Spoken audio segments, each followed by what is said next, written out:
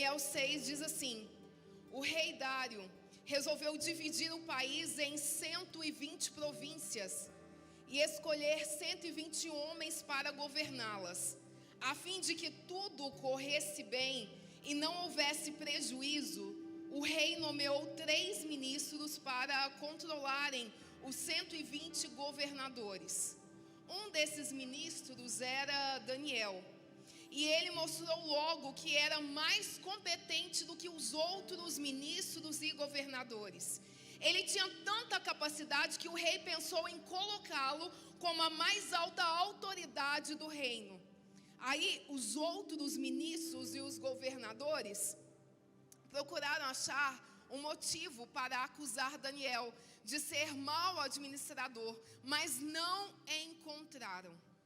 Daniel, ele era honesto e direito, e ninguém podia acusá-lo de ter feito qualquer coisa errada. Então eles disseram uns aos outros: nunca encontraremos motivo para acusar Daniel, a não ser que seja alguma coisa que tenha a ver com a religião dele. Amém? Repita aqui comigo: o leão da tribo de Judá está comigo. E você pode aplaudir a ele. Ele está contigo essa noite. E ele te trouxe aqui para trazer uma palavra ao seu coração. Uma palavra de vida, de esperança, uma resposta, um novo recomeço para você. Amém? Assim como você está, eu quero orar com você. Papai, em nome de Jesus, nós queremos te adorar, Senhor, porque Tu és o leão da tribo de Judá, que nos direcionou essa noite até aqui. E eu sei, papai, que o Senhor tem uma palavra aos nossos corações, Senhor, e que nada, Senhor, possa tirar o nosso foco, o nosso olhar para o Senhor nessa noite. Senhor, que o Senhor possa vir, Senhor, movimentando as águas aqui nesta noite, Senhor. Senhor, eu sei que eu sou pequena, Pai, mas eu sei que o Senhor tem me dado algo que vem do céu. Então que essa noite, Senhor, o Teu povo que está reunido aqui presencial e no online, Senhor, eles possam receber algo que venha dos céus. Em nome de Jesus, amém. Aplauda ao Senhor e pode se sentar. Aleluia. Gente, essa é uma história que já foi muito narrada, muito conhecida.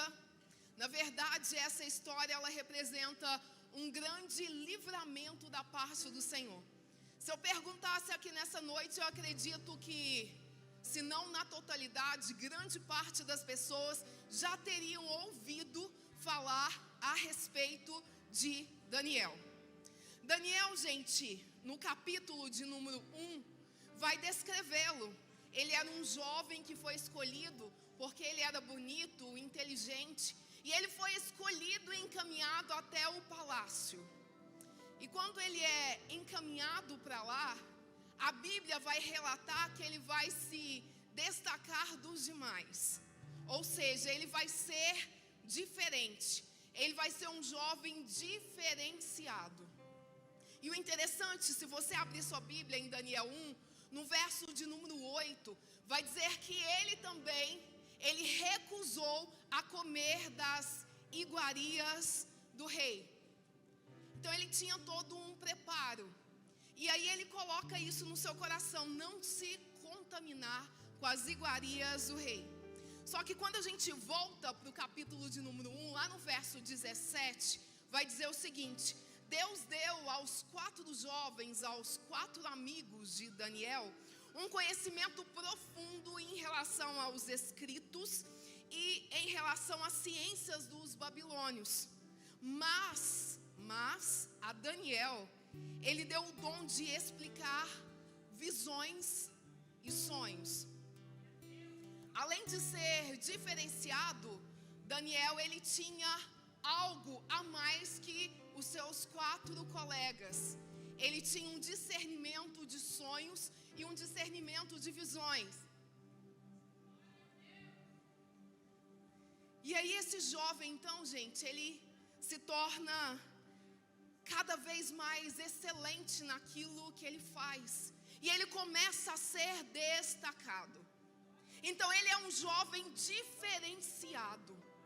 E eu creio que nessa noite eu estou falando com pessoas que também são diferenciadas, porque nós não podemos ser pessoas comuns. Se a gente quer viver algo extraordinário da parte do Senhor, eu preciso me comportar como tal. Eu não posso ser comum, eu tenho que ser diferente. E Daniel era um exemplo de um jovem diferenciado. Só que o interessante é que, além disso tudo que eu já relatei para vocês, se vocês abrirem a Bíblia no verso de número 10, no capítulo de número 6, vai dizer que Daniel, ele orava 3 vezes ao dia. Ele entrava na sua casa, subia para o andar de cima, abria as janelas que davam de frente a Jerusalém, dobrava os joelhos. Segundo os estudiosos, de manhã, por volta das 3 e antes do pôr do sol. 3 vezes ele orava. Ele era diferenciado, ele era determinado, ele tinha foco, e além disso tudo, ele tinha uma vida de oração. O capítulo de número 6 que nós lemos vai dizer que Daniel, ele era uma pessoa excelente em tudo que ele fazia. Ser excelente não é ser perfeito. Ser excelente é fazer com excelência aquilo que está nas minhas mãos para ser realizado, com os meios que eu tenho para fazer. Isso é ser excelente. Nós não estamos falando de perfeição, estamos falando de excelência. E Daniel era alguém excelente. E o interessante é que Daniel, ele desenvolvia essa excelência não precisando da aprovação de outra pessoa. Ou seja, ele fazia sua atividade. Podia ser pequena, podia ser grande, porém, em todas as coisas ele era excelente. Sabe o que eu aprendo? Ele fazia o excelente mesmo quando não tinha ninguém olhando. Ele fazia o excelente mesmo quando não tinha ninguém aplaudindo. Ele fazia o seu excelente mesmo quando não tinha holofote sobre ele. E quando a gente age no nosso excelente, sabe o que acontece? A gente atrai a atenção de pessoas estratégicas. Se eu estivesse aí, eu já tinha notado. Quando a gente age com excelência, a gente atrai a atenção de pessoas estratégicas. Sabe por quê? A palavra do Senhor vai dizer que o rei, ele olhou para Daniel, o escolheu como ministro, em outras traduções vai dizer que ele escolheu ele como príncipe. Só que ele era tão excelente que não estava mais cabendo naquele cargo. Sabe quando você executa as coisas tão bem que você já não encaixa mais naquele cargo? Você tem que subir para o outro patamar. Assim era Daniel. O rei já tinha colocado a sua atenção nesse jovem. Esse jovem já estava sendo um jovem destacado pela sua excelência. A excelência de Daniel não estava relacionada com o meio que ele estava inserido, mas estava relacionado com a essência dele. A essência de Daniel era uma essência de homem excelente. O que você tem feito quando ninguém está te olhando? O que você faz quando ninguém te vê?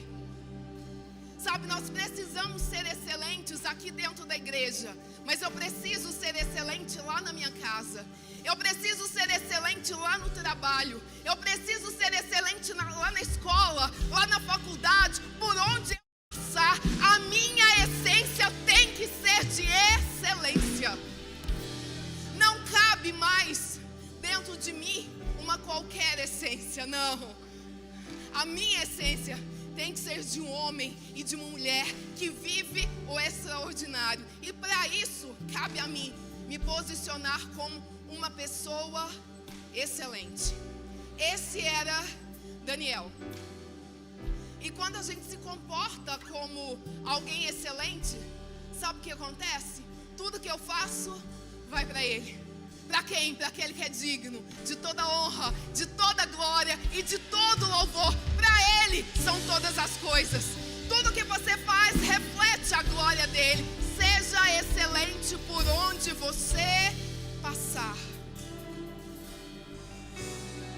E o interessante então é que o rei agora sentiu-se atraído pela excelência de Daniel.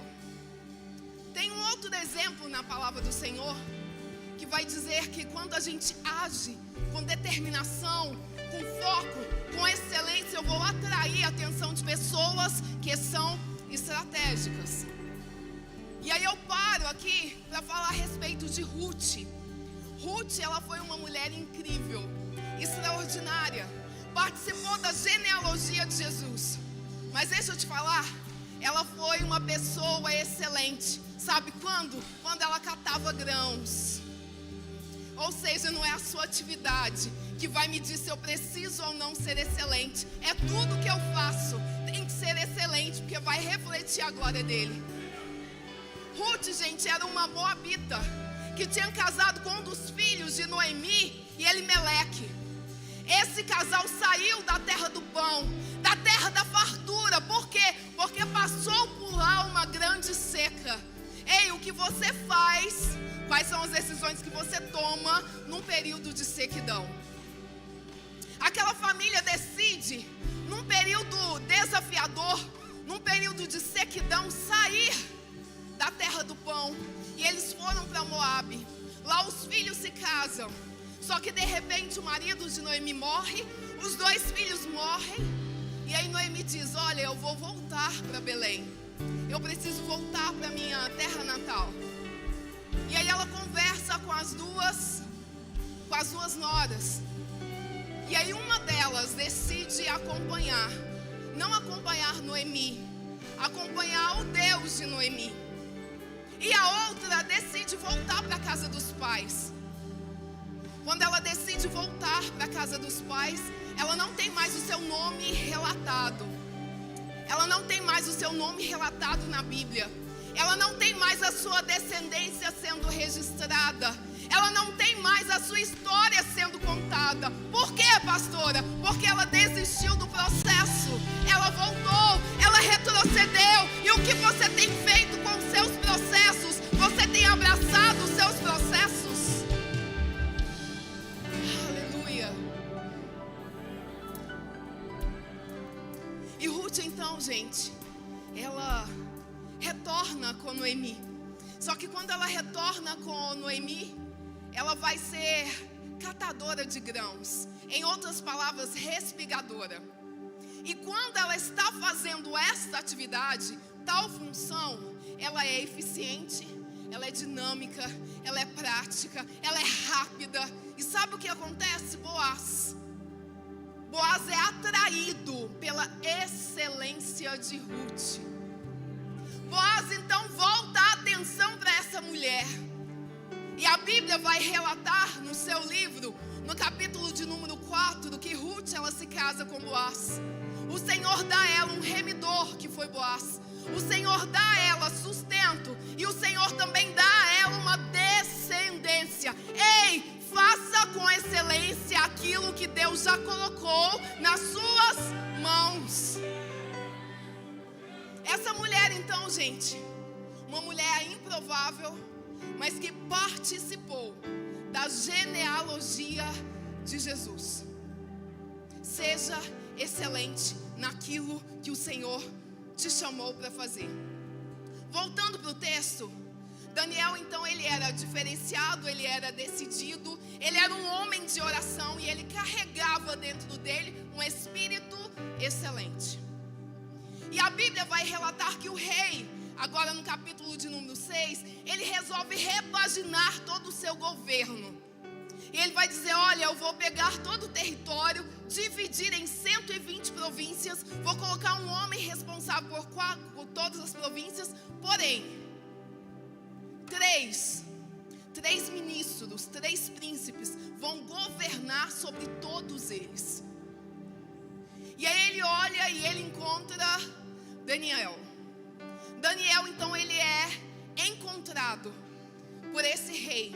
Só que o interessante é que no verso de número 4, vai dizer que Daniel, ele era tão bom, que, verso de número 3, que aquele rei decide colocá-lo acima de todos os outros, porque parecia que naquele cargo não cabia mais Daniel. Ele era bom demais para ser somente um ministro, para ser somente um príncipe. E o interessante é que essa excelência, gente, ela está relacionada com a essência de Daniel. Daniel, na sua essência, ele era excelente. E Deus já estava olhando para ele e já construía um futuro extraordinário sobre a vida de Daniel. O interessante é que Daniel às vezes não teria reputação, porque reputação é aquilo que eu mostro, principalmente nos dias atuais, nas minhas redes sociais. Mas Daniel não estava preocupado com a reputação. Daniel, ele estava preocupado com a sua essência, com o seu caráter. E o caráter de Daniel era um caráter excelente. E ele mostrava a sua excelência por onde ele passava. E você? Por onde você passa, você carrega a excelência de Cristo? Amém? E a excelência dele, então, gente, atraía pessoas estratégicas. E aí Daniel agora, ele carrega algo que os outros dois príncipes não carregavam. E como eu li para vocês a passagem no verso de número 3, o rei, ele achou que ele pudesse exercer um cargo maior. Só que aí, os outros dois príncipes descobrem que o rei está pensando em mudá-lo de nível, mudar Daniel de patamar. E aí ele agora, os dois príncipes começam a tramar algo contra Daniel. Só que eu preciso te lembrar que Daniel, gente, ele tinha uma vida de oração. E agora os outros dois príncipes, eles começam a tramar.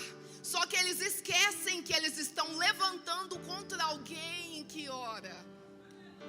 Eles não estão levantando contra qualquer homem. Eles estão levantando contra um homem que ora. Quantas vezes? 3 vezes ao dia. Aleluia. Sabe, ele não era qualquer pessoa. Ele era uma pessoa que tinha uma vida de oração. Sabe aquelas pessoas que têm uma vida de oração que quando entra, a presença do Senhor já é manifestada? Sabe aquela pessoa que busca na oração e todas as respostas lhe são entregues? Sabe, quem tem vida de oração acessa o extraordinário. Quem tem vida de oração tem uma comunhão íntima com o Senhor. E eu estou falando de um homem que tinha uma vida de oração. Aleluia. E agora então, os príncipes começam a tramar algo contra ele. Só que Daniel, gente, por onde ele passava, ele carregava a presença do Senhor. Por onde ele passava, ele carregava algo diferente. Por onde ele passava, a presença do Senhor era com ele. Sabe, por onde ele ia, ele carregava aquilo que era importante. Quem tem oração transborda na vida do outro. Quem tem oração sempre tem uma palavra para ser liberada sobre você. Quem tem uma vida de oração sempre acessa aquilo que a grande maioria não consegue acessar por causa de uma vida de oração. Por causa daquilo que ele carrega. Ei, como está a sua vida de oração? Sabe, nós estamos enfrentando uma geração que tem buscado pouco a presença do Senhor. Tem colocado pouco a rótula no chão e buscado a presença do Pai. E eu disse ontem para o Senhor, e essa madrugada para o meu Deus, e essa tarde para o Senhor, eu disse: Pai, essa palavra mesmo dura de oração? Ele me respondeu: somente faça o que eu estou colocando para você fazer. E nós estamos falando aqui, qual é o seu nível de entrega? Qual é o seu nível de relacionamento com o seu Pai? Como está o seu secreto? Aleluia. E o interessante é que por onde então Daniel passava, ele carregava a presença do Senhor. E eu quero que você abra comigo Gênesis 28. Gênesis 28 vai dizer de Jacó. Jacó, gente, nesse contexto aqui, ele está correndo porque ele teve um conflito com seu irmão. E ele sai correndo.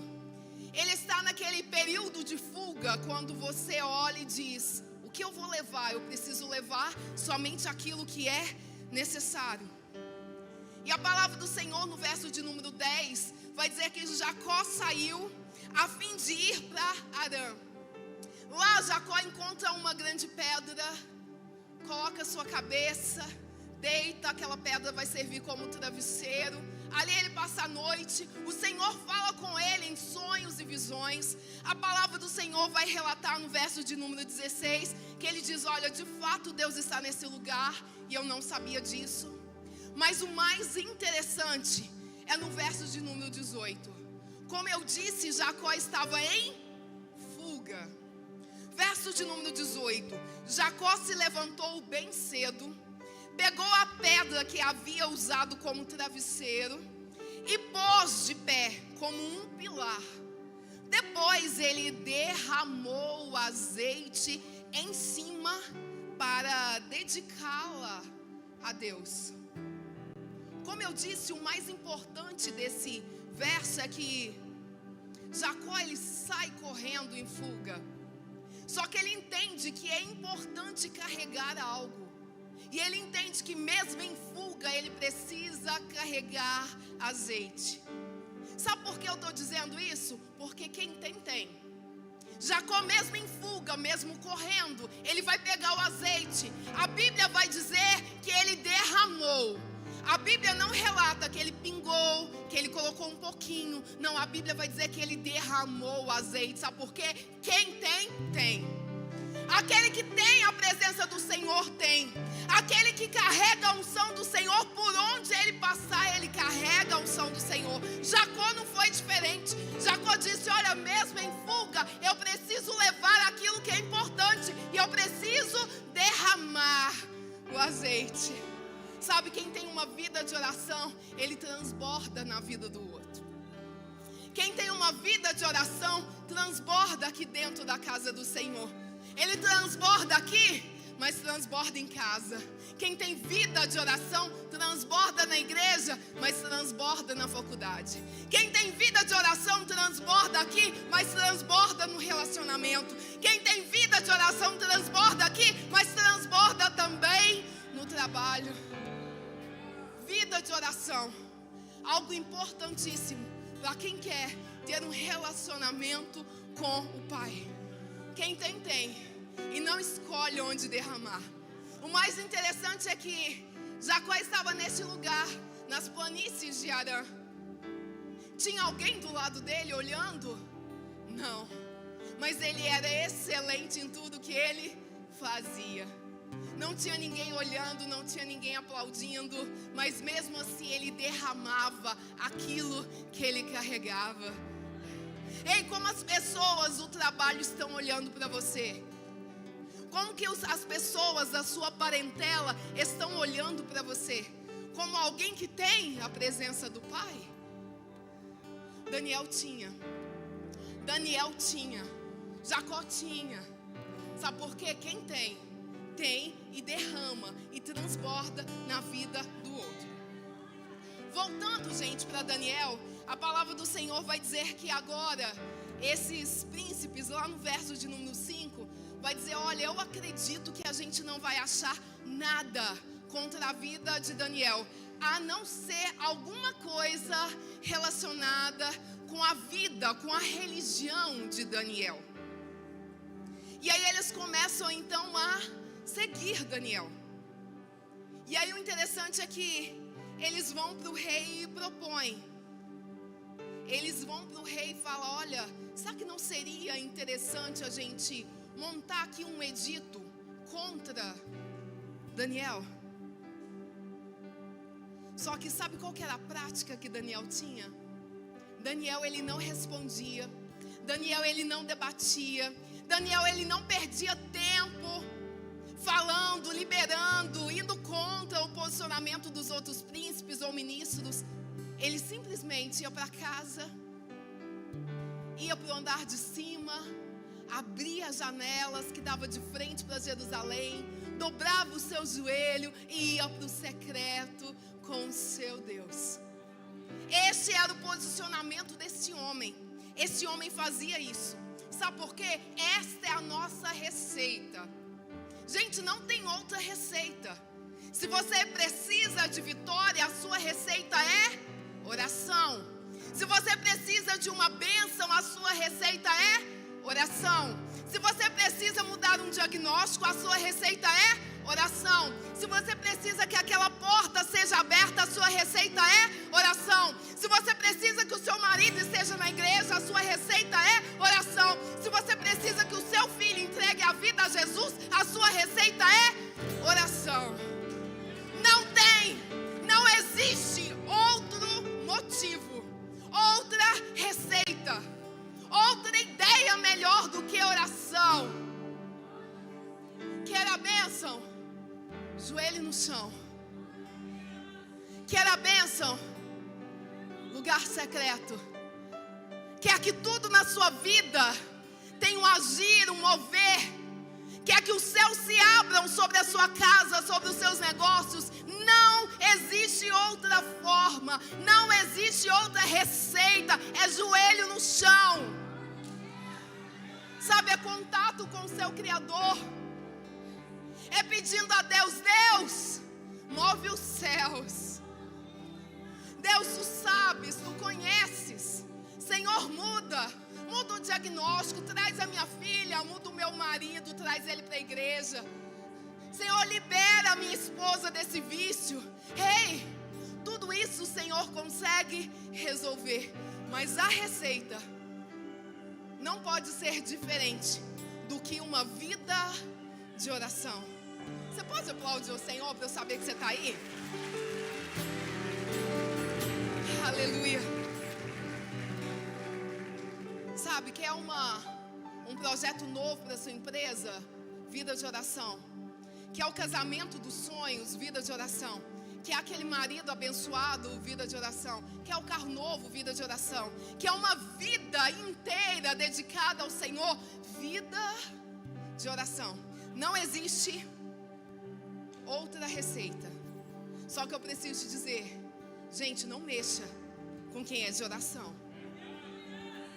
Daniel, gente, era um homem íntegro, era um homem determinado, focado, tinha a sua essência e excelência, mas além disso tudo, ele era um homem de oração. E o que os príncipes fizeram? Procuraram um motivo. E aí o rei vai fazer um edito, vai dizer, olha, durante os 30 dias não se pode orar a outro Deus. O interessante é que o verso de número 10 vai dizer, quando Daniel soube que o rei tinha assinado a ordem, ele volta para casa. E ele volta para casa debaixo de um edito. Qual era o edito? Não podia orar. Só que no andar de cima havia um quarto com as janelas que davam para Jerusalém. Daniel abriu as janelas, ajoelhou-se e orou, dando graças ao seu Deus. Ele costumava fazer isso 3 vezes ao dia. Sabe por quê? Aquela perseguição não atrapalhou Daniel. Aquele edito não fez com que Daniel tivesse medo. Aquele edito não fez com que Daniel ficasse paralisado, não. Sabe o que ele foi fazer? Buscar mais ainda a presença do nosso Deus.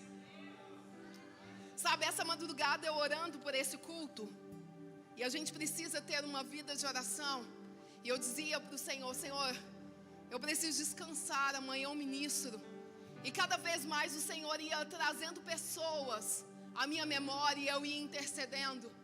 E teve um certo momento que o Senhor disse para mim, filha, reunidos na casa de oração estarão pessoas com ansiedade, com depressão. Haverá pessoas que vão te ouvir que têm umas ideias suicidas. Haverão pessoas que entrarão lá na sua casa desesperados. Diga para eles que na oração eu mostro a resposta. Na oração eu dou o livramento. Na oração eu abro as janelas do céu e intervenho nessa causa. Ei, não há nada que o Senhor não possa fazer. Ei, se você entrou aqui preocupado com alguma situação, ansioso por alguma situação, ei, Deus me trouxe aqui nessa noite para entregar algo para você. Você vai encontrar uma resposta, uma saída, uma alternativa, um projeto novo, uma porta aberta, quando você for para o seu secreto. Aleluia. Mas eu preciso te dizer que tem guerras que a gente não consegue vencer nesse mundo aqui terreno. Tem guerras que a gente não consegue vencer aqui, ó. E aí sabe o que o Senhor me trouxe? Ele disse, olha filha, tem guerras que a gente não consegue vencer aí, ó, no mundo terreno. Mas sabe o que vocês precisam fazer? Abraça as lutas. Vai lá pro secreto e diz, papai, tá aqui. Senhor, aqui eu não consigo vencer. Tá aqui, Senhor, entra com providência. Jesus intervém na minha causa. Jesus muda, assina esses papéis. Jesus quebra o coração. E Jesus faz. Por isso que tem momentos da sua história que você diz assim, só Jesus. E eu já preguei sobre isso. Em uma das ministrações eu disse, só Jesus. Só Jesus na sua casa, na sua família, na sua história, nos seus projetos, na sua vida emocional, nas suas finanças, é só Ele. Só que quando é só Ele, se prepare para a grande vitória que Deus já está criando. Pode aplaudir o Senhor. Quando é só Ele, se prepare para aquilo que Deus vai fazer. Sabe, começa a pensar no culto de ação de graça. Começa a pensar nos louvores, começa a pensar na palavra, começa a imaginar o seu testemunho que você vai dar. Sabe por quê? Quando é para Ele, no secreto, você vai abraçar essas lutas, vai abraçar aquilo que tem te aprisionado, vai dizer, papai, eu estou aqui no secreto. E no secreto eu encontro contigo. Jesus, então intervém. Intervém nessa causa, porque eu já não sei mais o que fazer. E a gente consegue isso através de uma vida de oração. Essa é a receita, gente. Não tem outra receita. E eu preciso, gente, sempre gerar dentro de mim experiências de oração. Se você não tem ainda esse hábito de orar, você precisa buscar. Porque a nossa fé, a nossa esperança, gente, ela vai sendo alimentada toda vez que você apresenta diante do Senhor uma causa, uma petição, e o Senhor vem e intervém na sua história. Isso gera memórias. E tem coisas que a gente não consegue mesmo resolver aqui. Se eu fosse falar para vocês vários testemunhos da nossa vida, da nossa história, eu ficaria horas e horas. Mas teve um, gente, quando a Sara nasceu. A Sara nasceu antes de eu completar 1 ano pós-cirurgia bariátrica. A Sara não tinha um ganho de peso bom. E quando ela nasce de 8 meses, ela nasce pesando 2,435 kg. Ela recebe alta e a gente leva a Sarinha para casa, uma alegria para nós. Com 1 mês e meio, ouça isso, 1 mês e meio, a Sara pesava 1,9 kg. Os médicos já tinham feito todos os exames naquela menina. Não achava nada. Eu já tinha pedido, faça um mapeamento genético. Vai que ela tem alguma alteração genética. Fizeram, não deu nada. Sabe o que significa isso? O joelho no chão. A igreja onde nós pastoreávamos levantou um exército, unidos, orando em favor da Sara. E hoje, se você encontrar ela aí, você vai dizer, uau, ela só tem 5 anos. Por quê? Experiência de oração, resposta de oração, vida no altar, vida no secreto. Ei, tenha experiências no secreto com seu Deus. E você que é pai, precisa gerar isso nos seus filhos. Você que é pai, você precisa gerar experiência na vida dos seus filhos. Experiências que são geradas no secreto, através da oração. O Augusto, em 2021, ele recebeu uma aula de uma professora e ele ficou apaixonado com ela. 2022 ele foi para o 3º ano. E aí no 2º semestre ele começou a dizer: mamãe, no 4º ano eu quero a professora tal me dando aula, porque eu vejo nela que ela é uma mulher de Deus. Ela entende de inteligência emocional, ela sabe da Bíblia, eu quero que ela ministra na minha sala. E eu disse para ele: Augusto, tem coisas que fogem do nosso controle, só que a gente pode apresentar isso diante do Senhor. E ele orou todo o semestre. O ano virou e antes de começar as aulas nós recebemos dias antes qual seria a professora. A professora era exatamente aquela que ele orou. Isso, gente, gera dentro dele uma esperança de que eu posso apresentar diante do meu Deus uma petição. Pode ser a petição pequena, mas quando eu apresento diante dele, o Senhor vem e intervém na minha história. Ei, gere experiências de oração na vida dos teus filhos, dos teus familiares. Aleluia. Sabe, não retroceda quando o gigante aparecer, não retroceda quando a luta vier, não retroceda quando algum edito vier. Continue com a sua vida de oração. Quando o edito saiu, então Daniel, ele estava orando, ele não fazia outra coisa, ele estava orando. No verso de número 14, vai dizer que ao ouvir isso, o rei ficou muito triste. Por quê? Porque ele sabia que agora Daniel, ele seria lançado na cova dos leões. E ele procura, a Bíblia vai dizer que ele procura de todas as formas encontrar alguma brecha que pudesse mudar essa questão em prol de Daniel, porque ele gostava muito de Daniel. Só que a própria palavra do Senhor vai dizer que até o pôr do sol daquele dia, ele fez tudo o que pôde para salvá-lo. E aí no verso de número 16, então o rei mandou que trouxessem Daniel e o jogassem na cova dos leões. E Daniel foi, sabe por quê? A batalha já não era com os homens. A batalha já tinha sido travada no mundo espiritual. Ele sabia que ele tinha uma vida reta diante do Senhor. Ele sabia os momentos que ele tinha no secreto. E mesmo assim, ele foi para a cova dos leões. Ele, em momento algum, a palavra do Senhor vai dizer que ele debatia com o rei, que ele perguntava o porquê que os ministros ou príncipes estavam praticando tal coisa. Não, ele sabia da vida que ele tinha no secreto. E ele foi, tranquilo, para a cova dos leões. E quando ele vai para a cova, eles vêm, fecham a cova com uma pedra, sela com um anel. E aí o que eu entendi, e eu começo a ministrar a partir de agora, tô brincando, tá? Quando eles fecham a cova dos leões, gente, com a pedra, essa pedra vai dividir quem tinha uma vida de entrega com quem não tinha. A pedra dividia Daniel das pessoas que não tinham vida com Deus. A pedra dividia aqueles que tinham fé, esperança, vida no secreto com aqueles que não tinham. Por isso que durante a nossa caminhada, algumas pessoas saem da nossa vida. E a gente fica sem entender, Pedro. Por que algumas pessoas saem? Sabe por quê? Algumas pessoas precisam sair porque elas não têm o mesmo nível de entrega que você. Algumas pessoas precisam ser retiradas da sua história porque elas não conseguem entender a grandeza que o Senhor vai liberar sobre a sua vida através das promessas que Ele já fez.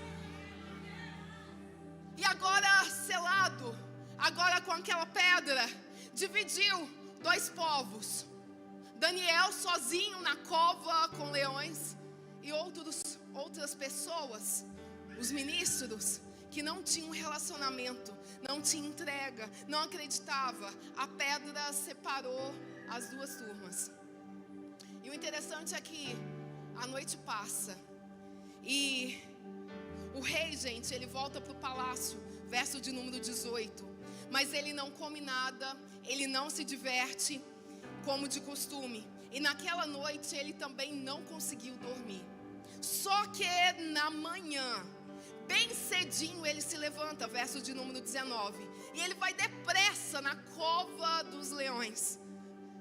ali, com uma voz muito triste, ele disse: Daniel, servo do Deus vivo, será que o seu Deus, ao quem você serve com tanta dedicação, com tanta excelência, conseguiu salvá-lo dos leões? E Daniel responde: que o rei viva para sempre. O meu Deus mandou o seu anjo e esse fechou a boca dos leões para que não me ferissem. Ei, Daniel estava sozinho. Daniel era a refeição dos leões. Os leões não tinham se alimentado, e a própria palavra do Senhor vai dizer que não era um leão. A palavra leões está no plural. Mas o interessante é o que ele vai dizer: o meu Deus. Em outras traduções vai dizer: enviou o anjo do Senhor e fechou a boca dos leões. E eu vou caminhar para o final, mas isso é algo interessante. Você já tentou fechar a boca de um animal, de um cachorro? Eu fiz a experiência lá em casa. Gente, eles não ficam parados, eles tentam sair. Eles não param, você tenta fechar a boca e eles saem. Só que a palavra do Senhor, ela é clara. O anjo de quem, gente? O anjo do Senhor. O anjo do Senhor fechou a boca dos leões. E eu comecei a perguntar para Deus essa madrugada: quem é esse anjo? Anjo do Senhor. Eu quero que você abra comigo Gênesis 16. Gênesis 16 vai dizer que Agar, ela estava fugindo da sua dona Sarai. E o anjo do Senhor apareceu para ela e disse: da onde você vem, para onde você vai, volta. E aí lá no verso de número 10, o anjo do Senhor disse também: eu farei com que o número dos seus descendentes seja grande, e eles serão tantos que ninguém poderá contá-lo. Ei, anjo comum multiplica a descendência? Multiplica? Responde. Esse era o anjo do Senhor. Êxodo capítulo de número 3, verso de número 2.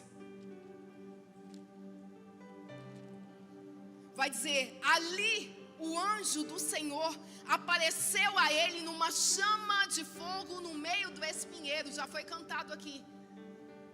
Pegou fogo, gente, e a sarça não se consumiu. E ali o anjo do Senhor falou com Moisés: olha, você vai se apresentar diante de Faraó. E ele pergunta: mas o que eu vou dizer? E aí o anjo do Senhor disse, verso de número 14: eu sou quem sou. Era o anjo do Senhor. Em João, quando você vai para o Novo Testamento, lá vai dizer que o anjo do Senhor, ele representa o pão da vida, a luz do mundo, a porta das ovelhas, o bom pastor, a ressurreição e a vida, a videira verdadeira, o caminho, a verdade e a vida. Quem é anjo do Senhor? Juízes 13 vai dizer que a mulher, a mãe de Sansão, ela era estéril. E aí o seu marido fica sabendo que o anjo do Senhor disse para ela que iria abrir a madre dela, o marido Manoá. E ele fala: olha, eu preciso falar com esse anjo.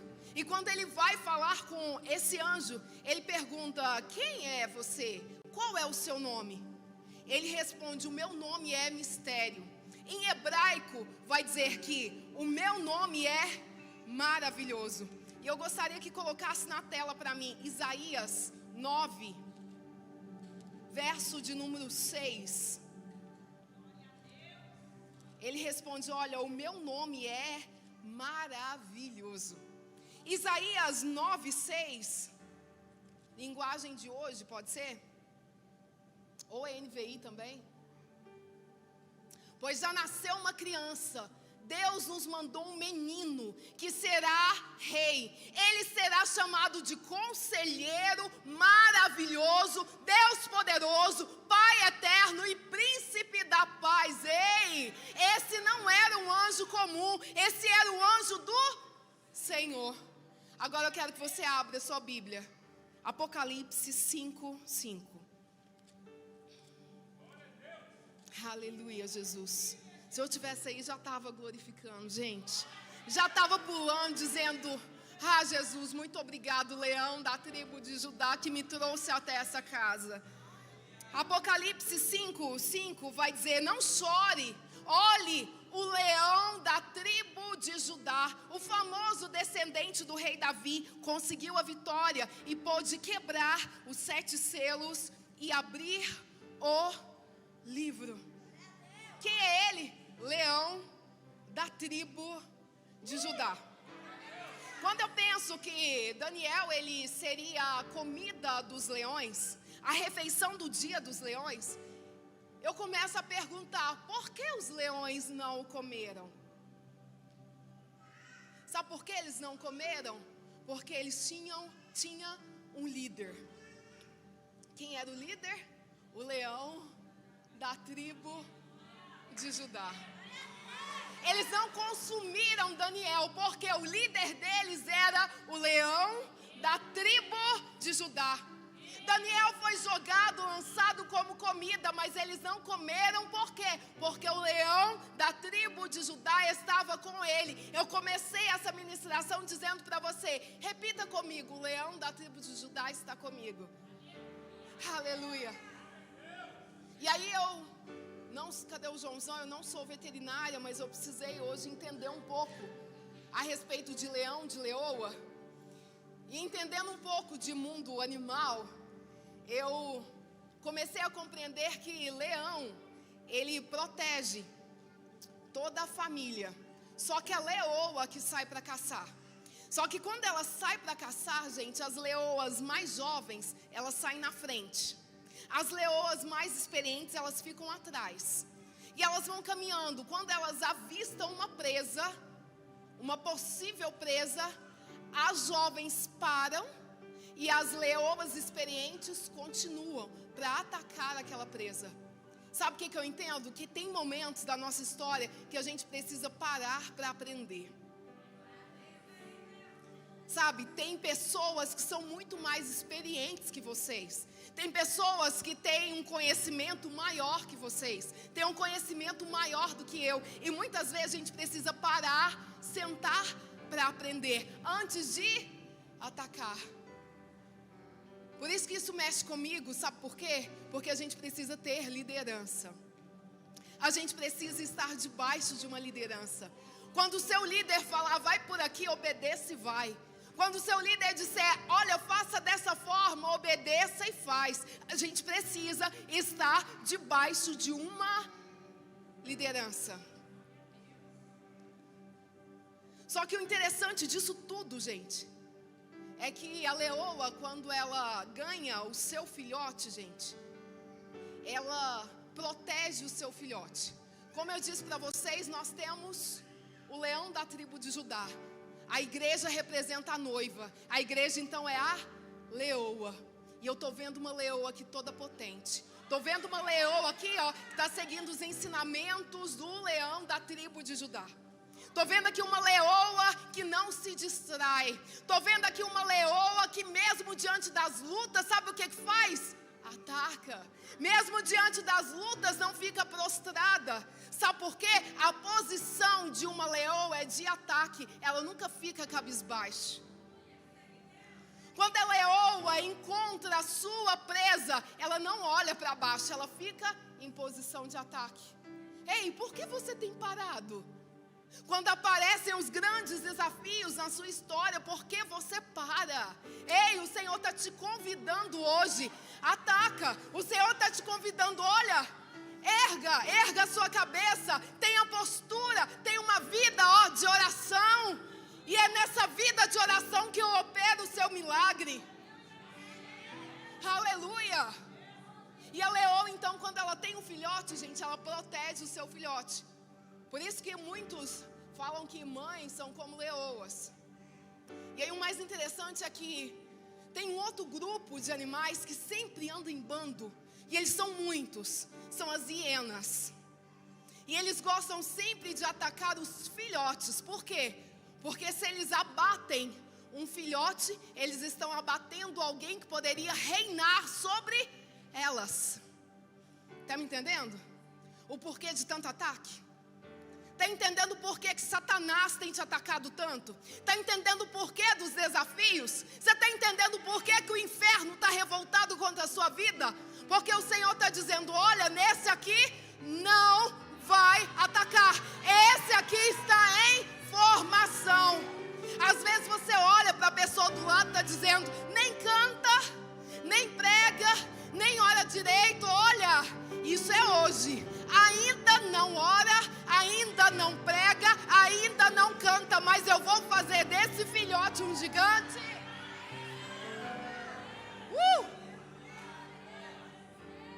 E aí as hienas, então, gente, elas precisam atacar os filhotes. Mas o mais interessante, então, é que essa leoa, quando ela vê o bando de hienas chegando para pegar a sua cria, ela não se abate. Ela diz, olha, eu preciso de uma postura nova. Eu preciso de uma postura de ataque. Então eu vou ficar preparada. Só que além da postura dela de ataque, que para nós seria a nossa postura no nosso secreto, essa leoa, gente, ela ruge. A leoa, ela ruge.